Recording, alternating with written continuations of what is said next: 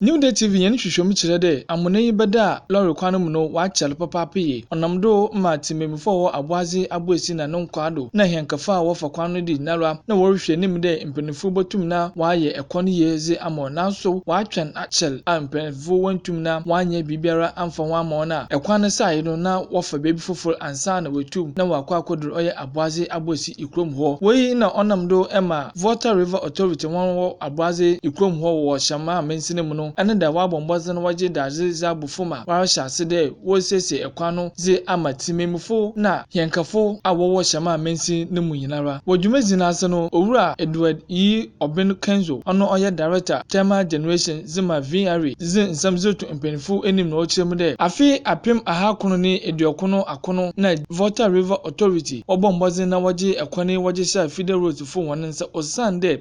na dwumaku bebree nara na wabɔ mbɔdze wɔbɔpɔ mu ɛwɔ mensi no mu hɔ a wɔfa kwan no do wɔgyegye wɔn dwuma ahorow ne nyinara owura Edward E. Obin Kenzo ne New Day TV twetwe nkɔmɔ ne nsɛm bia ɔdze tu gwani between Aboaze Aboesi as well as Ntraban Jomo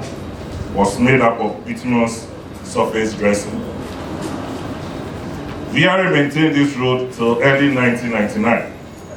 when it was handed over to the Department of Feeder Roads, since the road has turned into a major public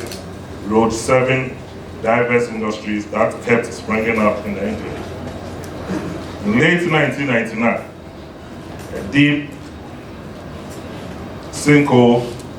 was detected on a section of the road,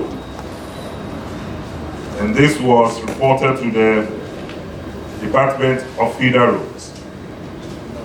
As a result of the danger posed by the sinkhole to vehicles and other road users, the road was temporarily closed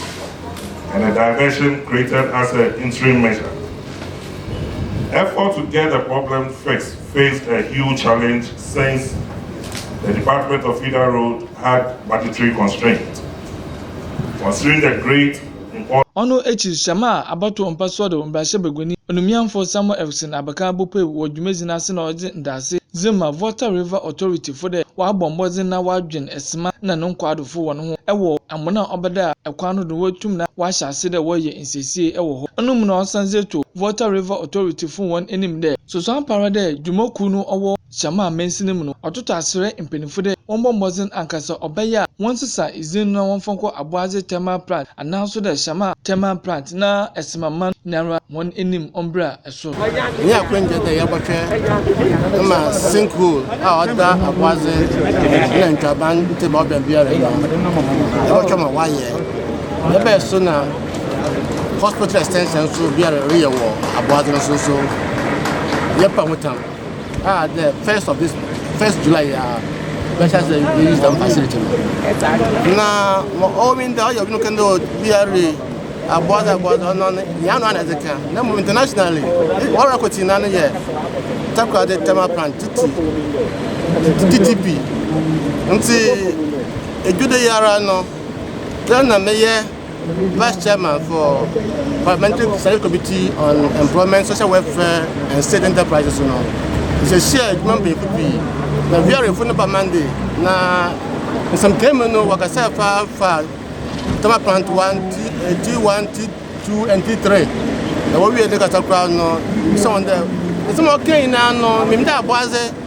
nso ye wo plant o ha ma yeri adwuma e power bagana na wan gba aboaze kura nti wan gba aboaze so a wan gba shema so dine afi Takwa do fi aboaze ko Takwa no it's about 70 kilometers the onda mo ya ma fa mezeze nso no ona me de on fa aboaze ye into the ntino ama wona wo ba ina oba on hwa aboaze ye kura wan hwa na ntemiara one season no ya aboaze thermal plant amanya so yezin akwachi ma obi wa mboa wa waboa aboaze na asema no grado na mo yo inde MPs a ofodo bi mbo a wo kekobiti no mbo no na obi no nta aboaze mbo ni zinda because aboaze wa himfa na kwachi onde aye gwa kasa owo Shema district no mu inde ye to the man was suru heze wa kima